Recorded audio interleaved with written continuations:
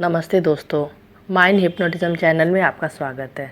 मैं जोधपुर से रेखा धनकानी। दोस्तों, आज हम बात करते हैं वो बच्चे की वजह को। जब हम पैदा हुए थे, जिस दिन हम सब पैदा हुए, क्या वो हमारी कोई वजह थी हमारे आने की, या हमारे मकसद की, या कोई लक्ष्य की? कोई वजह नहीं थी, बस हम पैदा हो गए थे बिना वजह और बिना कारण।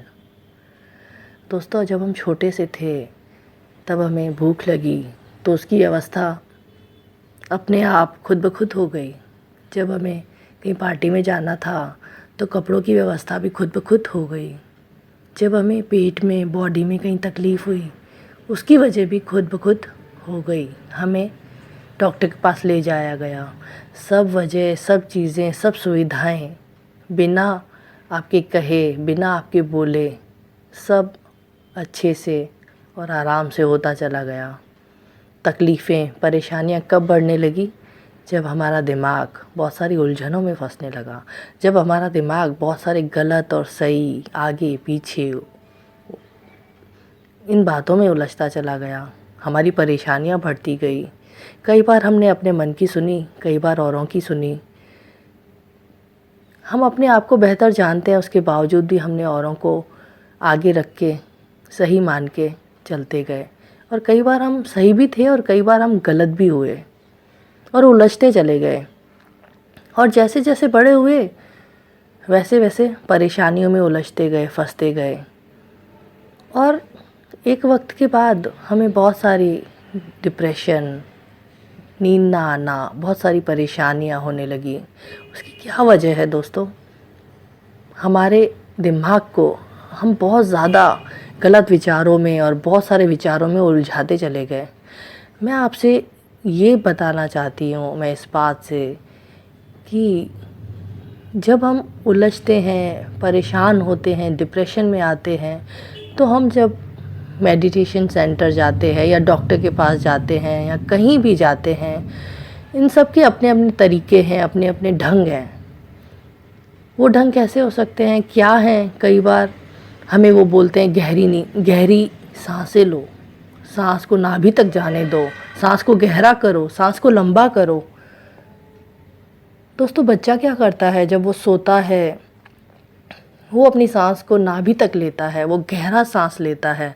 और हम हमारी सांसों को छाती तक, कई बार छाती से ऊपर गले तक बहुत गहरी नहीं ले पाते। भूल जाते हैं कि जो इम्पोर्टेंट है, जो ज़रूरी है, जो सही है, उसको भूल के और बहुत सारी और बातों में उलझ के उसके पीछे भागने लगते हैं। दोस्तों, जो बच्चा करता है, जितना वो सहज और सरल है, वो आनंद में है। मैं आपको इसी से रिलेट करना चाहती हूँ कि हम भी अगर बच्चे की तरह, हमें बिज़नेस करने हैं, हमें घर संभालना है, हमें घर के काम करने हैं, वही सहजता, वही सरलता अगर हमारे जीवन में हम वो रखेंगे तो, और बच्चे को जोड़ के चलो अपने जीवन में कि बच्चा कैसे रहता है, बच्चा कैसे चलता है।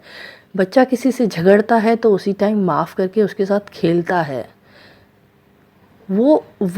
उस वक्त वो इतना दिमाग नहीं लगाता, हर छोटी छोटी बातों में नहीं उलझता, वो अपने अहम को बड़ा नहीं करता। और हम जब बड़े हो जाते हैं तो इन बातों में रह के, इन चीज़ों में फंस के अपने आप को उलझाते चले जाते हैं। तो आप अपने जीवन को, आप अपने आप को जब भी बहुत सारी उलझनों में रखते हो या फंसते हो, तो अपने जीवन को बच्चे से रिलेट करो कि जो मैं कर रहा हूँ वो सही है। मुझे अपने जीवन को बच्चे से जोड़ना है, अपनी सांसों को गहरा करना है। दोस्तों, आप कितना भी भटक लेंगे, कितनी भी जगह चले जाएंगे, आपको अलग अलग तरीके की अलग अलग दवाइयाँ थमाई जाएंगी कि सांस को गहरा लो, सांस को लंबा लो, ये ओम चैंट करो, ये करो। दोस्तों, जब हमें सब मालूम है, ये सब पता है, करना तो हमें ही पड़ेगा। अगर हम करने लगे तो जीवन भी बेहतर हमारा ही होगा। बस मेरा तो यही एक संदेश है कि आप अपने जीवन को बच्चे से रिलेट करके चलो, तो बहुत सारे काम बहुत आसानी से और बहुत बेहतर होने लगेंगे। धन्यवाद दोस्तों, इतने प्यार से और इतने ध्यान से सुनने के लिए धन्यवाद। और आप अगर आपको मेरी बातें पसंद आई हो तो शेयर करना और प्लीज़ मेरा चैनल भी सब्सक्राइब करना। धन्यवाद दोस्तों।